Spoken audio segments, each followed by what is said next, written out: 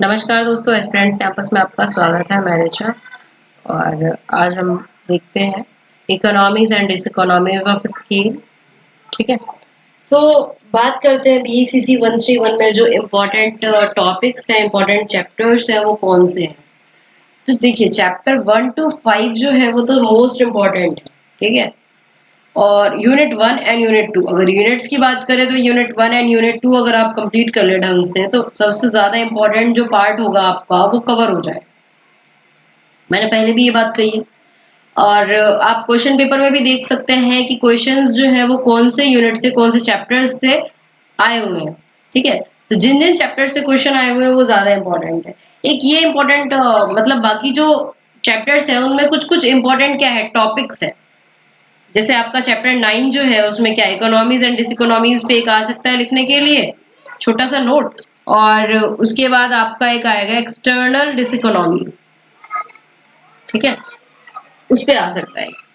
तो बाकी ज्यादा कुछ नहीं है। चैप्टर 10 है, उसके बाद आपका ये बीईसीसी का 131 का जो पूरा सिलेबस है वो ऑलमोस्ट फिनिश ही हो जाएगा। तो इसके बाद जो है कौन सा स्टार्ट करना है हमें इकोनॉमिक्स का, या फिर किस कोई भी बुक, कौन सी हमें बुक स्टार्ट करनी चाहिए, अगर आप सजेस्ट करना चाहते हैं तो कमेंट सेक्शन में आप बता सकते हैं। चलिए देखते हैं economies and diseconomies of scale. तो ये कैसे मतलब देखते हैं इसको कि इकोनॉमिक्स में क्या होता है। Those economy which acquire to a firm on an expansion of its own size are known as internal economies। तो इंटरनल और एक्सटर्नल दो तरीके की इकोनॉमीज होती हैं। जो फर्म अपने साइज को बढ़ाने में फोकस करता है, अपनी इकोनॉमी को देखता है, वो इंटरनल इकोनॉमी हो गई। इसका उल्टा क्या होगा?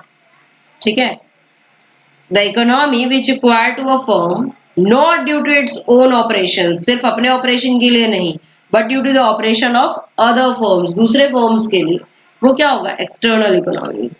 ठीक है, उसके बाद इंटरनल इकोनॉमीज ऑफ स्केल है, तो उसमें आ जाता है real internal economies of scale. देखिए, तो when expansion in the scale production takes place the firm obtains some real internal economy. ठीक है, तो जब एक्सपेंशन होगा स्केल प्रोडक्शन में तो क्या होगा? यहाँ पे रियल इंटरनल इकोनॉमीज देखने को मिलेगा हमें। तो रियल इंटरनल इकोनॉमीज कितने टाइप्स के होते हैं? 4 टाइप के होते हैं। एक उसमें आता है प्रोडक्शन इकोनॉमी, दूसरा आता है सेलिंग एंड मार्केटिंग इकोनॉमी, तीसरा आता है मैनेजेरियल इकोनॉमीज, मैनेजमेंट वगैरह जो होता है वो भी मैनेजेरियल इकोनॉमी में आ जाता है। Economies in transport and storage. ठीक है, तो सबसे पहले हम प्रोडक्शन इकोनॉमीज में आते हैं, जिसमें प्रोडक्शन देखी जाती है, बढ़ रहा है, घट रहा है। ठीक है, और प्रोडक्शन के लिए बेटर और कम एक्सपेंसिव टेक्निक्स जो होते हैं वो फर्म्स यूज करते हैं। ठीक है, production on a large scale enable the firm to carry out extensive division of labor, employ large automatic machines।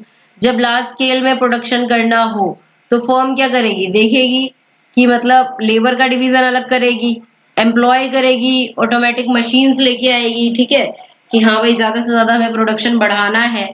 ठीक है, तो प्रोडक्शन इकोनॉमीज में ये सारी चीजें देखी जाती है। Instead of depending on others for carrying out repairs of machine and machine tool, the firm can itself employ technician and workman for the purpose। अब क्या करेंगे? बार बार मशीन्स को बाहर रिपेयर कराने से बढ़िया है हम क्या करेंगे? टेक्नीशियंस रख लेंगे। ठीक है, लेबर रख लेंगे, वर्कमैन रख लेंगे कि भाई आप हमारे ही कंपनी में रहिए, हमारे पास काफी सारे मशीन्स हैं, अगर कोई प्रॉब्लम आती है तो आप उस प्रॉब्लम को हैंडल करेंगे। टेक्नीशियन वगैरह सब होते हैं, जैसे बड़ी बड़ी कंपनीज होती है। तो इस तरीके से प्रोडक्शन इकोनॉमीज में देखा जाता है कि जब आपको प्रोडक्शन इंक्रीज करनी है तो उन लोगों को आपको खुद हायर करना पड़ेगा। ठीक है, whatever be the scale of operation, the waste material is invariably left out in each factory. अब कैसा भी हो, मतलब स्केल ऑपरेशन हो, कुछ वेस्ट मटेरियल तो सभी फैक्ट्रीज में रहते हैं। इन the scale of operation is small, a relatively larger quantity of this material goes unutilised. तो बहुत सारा जो क्वांटिटी ऑफ मटेरियल है वो यूटिलाइज नहीं हो पाता है। फिर भी क्या होता है? If the scale of operation is large, some useful good can be prepared even from the waste material. अगर जो होगा लार्ज होता है स्केल ऑफ ऑपरेशन, तो यूजफुल गुड्स जो होते हैं वो वेस्ट मटेरियल से प्रिपेयर किए जा सकते हैं। ठीक है। अब एग्जांपल के लिए, from the syrup left out in the sugar factory liquid can be prepared. ठीक है, तो जो शुगर फैक्ट्री में जो सिरप बच जाता है तो उससे क्या बनाया जाता है, लिक्विड बनाया जाता है। ठीक है, बेंगल फैक्ट्री में number of small glass goods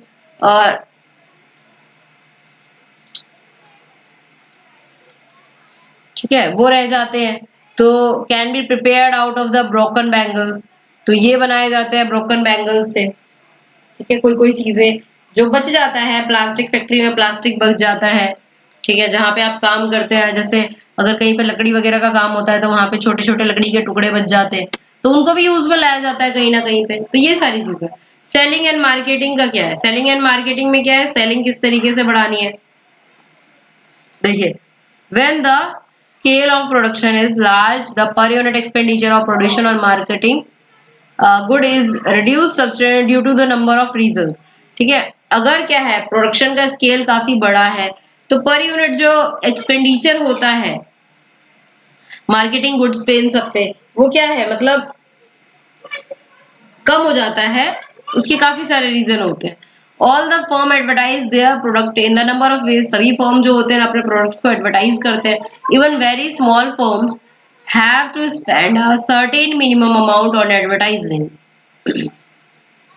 जो छोटे छोटे फर्म्स होते हैं वो क्या करते हैं, स्पेंड करते हैं अपने एडवर्टाइजिंग पे, एडवर्टाइजमेंट पे, ये सारी चीजें। ठीक है, तो यही है सेलिंग मार्केटिंग इकोनॉमीज की, मतलब एडवर्टाइजमेंट करके किसी तरीके से सेल बढ़ानी है। ठीक है, एडवर्टाइजिंग कॉस्ट जो होती है रिक्वायर नहीं होती है to be increase proportionality as the volume of production increase. तो इतना ज्यादा डीपली आपसे नहीं पूछा जाएगा। ठीक है, एक दो पॉइंट्स आपको लिखने हैं बस, और जो इम्पोर्टेंट इम्पोर्टेंट पॉइंट्स है ना वो शॉर्ट नोट में आ जाएगा। मैनेजरियल इकोनॉमीज में क्या होता है, मैनेजरियल कॉस्ट जो होता है वो सेलिंग कॉस्ट से और प्रोडक्शन कॉस्ट से, दोनों से निकाला जाता है। जो मैनेजर वगैरह रखते हैं ना उन कंपनी में, उनका कॉस्ट जो निकालना होता है। अब वो क्या करते हैं, उनकी रिस्पॉन्सिबिलिटीज होती है प्रोडक्शन को, मार्केटिंग को, फाइनेंसेस को, सबको देखना, छोटी छोटी जो चीजें होती हैं कंपनी में। The rises the level of quality of management. ठीक है, तो इसकी वजह से क्या होता है, this rises the level of quality of management, ये मैनेजमेंट की क्वालिटी को बढ़ाता है। तो मैनेजमेंट जितना अच्छा होगा कंपनी उतने ही अच्छे से चलेगी। ठीक है,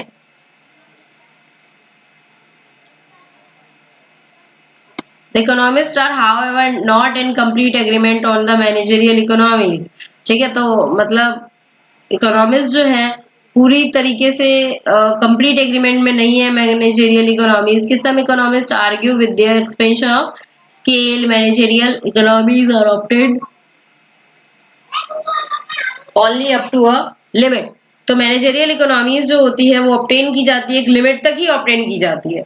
after this limit the cost of management increases in the greater portion. अब इस लिमिट के बाद क्या होता है, मैनेजमेंट का जो कॉस्ट होता है वो अधिक मात्रा में इंक्रीज होता है। अब ये दो रीजंस की वजह से होता है। पहला तो क्या है, मैनेजरियल स्ट्रक्चर जो होता है बड़ी बड़ी कंपनी में, ब्यूरोक्रेट्स में, जब स्केल ऑफ प्रोडक्शन एक्सपेंड होगा तो डिसीजंस में जो देरी होती है वो थोड़ा सा मतलब सही नहीं लगेगा। तो इसी की वजह से मैनेजर की जो इफिशियंसी होती है वो वीक हो जाती है। दूसरा क्या होता है, the degree of uncertainty increase as the size of firm increases. तो अनसर्टेनिटी जो है वो इंक्रीज होगी जैसे जैसे फर्म काफी ज्यादा बड़ा हो जाएगा। तो इसीलिए क्या होता है, डिसीजन मेकिंग में थोड़ी सी डिफिकल्टीज आती है। तो इसीलिए हमें मैनेजमेंट ढंग का रखना पड़ता है। उसके बाद आता है ट्रांसपोर्ट एंड स्टोरेज। ठीक है, तो हमें अपना ट्रांसपोर्टेशन भी देखना है अगर आप कहीं कुछ बना रहे हैं। ठीक है, तो आपको ट्रांसपोर्टेशन कॉस्ट जो होगा, आपका स्टोरेज कॉस्ट, उस सामान को स्टोर कैसे रखना है, तो वो भी निकलता है किससे, प्रोडक्शन और सेलिंग कॉस्ट से। उसके बाद इंटरनल डिसइकोनॉमीज ऑफ स्केल है, इसको भी एक बार आपको रीड करना है। इसके बाद आता है आपका एक्सटर्नल इकोनॉमीज और एक्सटर्नल डिसइकोनॉमीज। हाँ, ये दो पॉइंट्स हम कह सकते हैं कि थोड़ा सा इंपॉर्टेंट है। इसमें मतलब आपको थोड़ा थोड़ा दोनों में लिखना पड़ेगा, अगर दोनों में डिफरेंशिएट करने के लिए आ गया, या फिर right a short note on external economies या फिर एक्सटर्नल डिसइकोनॉमीज आ गया तो आपको लिखना पड़ सकता है इसमें। ठीक है, तो इसको एक बार ढंग से कर लीजिएगा। एक्सटर्नल इकोनॉमीज जो है वो डिस्कस किया जाता है first of all by Alfred Marshall. सबसे पहले किसके द्वारा? अल्फ्रेड मार्शल के द्वारा डिस्कस किया गया है। According to him, when a firm enter production it obtain a number of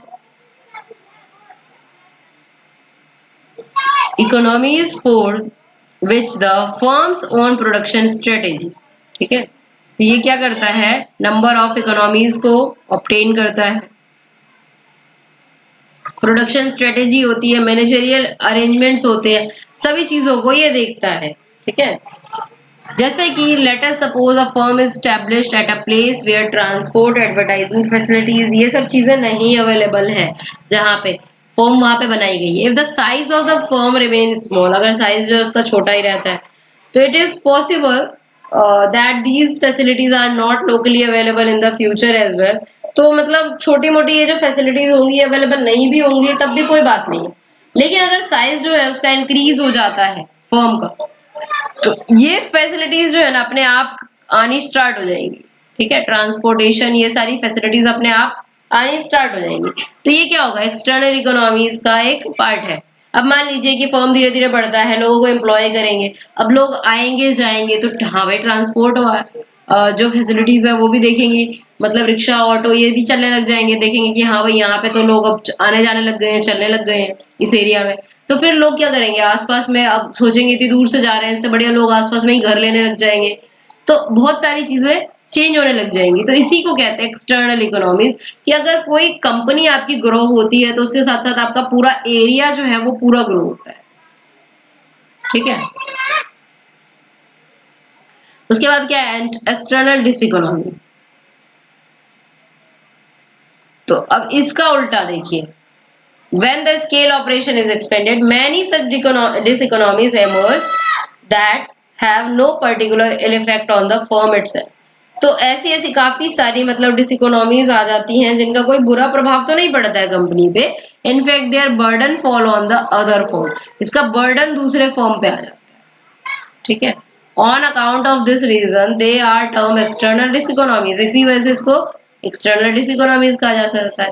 जैसे smoke rising from chimney of a factory pollute the atmosphere. अब मान लीजिए आपने वहां पे फैक्ट्री लगाया है, ठीक है, अब वहां से क्या होगा? अगर मान लीजिए कि एयर पॉल्यूशन होगा, चिमनीज लगाई जाएंगी, उसमें से धुआं निकलेगा, तो भाई पूरा वातावरण जो है इतना साफ सुथरा था, अच्छा खासा था, वो पूरा पॉल्यूट होना स्टार्ट हो जाएगा, लोग वहां पे रहने लग जाएंगे। अब वो कूड़ा करकट डालेंगे, कूड़े की गाड़ी नहीं आ रही है, कूड़ा करकट डालेंगे आसपास में, गंदगी शुरू हो जाएगी।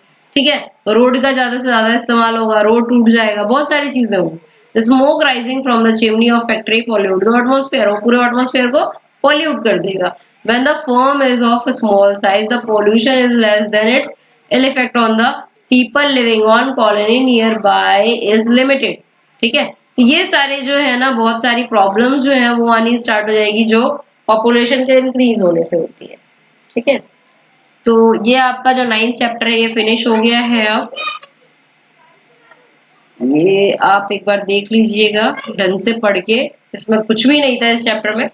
ठीक है, अब हम नेक्स्ट वीडियो में अपना 10th चैप्टर स्टार्ट करेंगे और उसके बाद लगभग जो ये आपका सिलेबस है BECC 131 का वो पूरा कंप्लीट हो गया है। ठीक है, if you like the video then do subscribe the channel for more video updates and do recommend to your friends also. Thank you so much.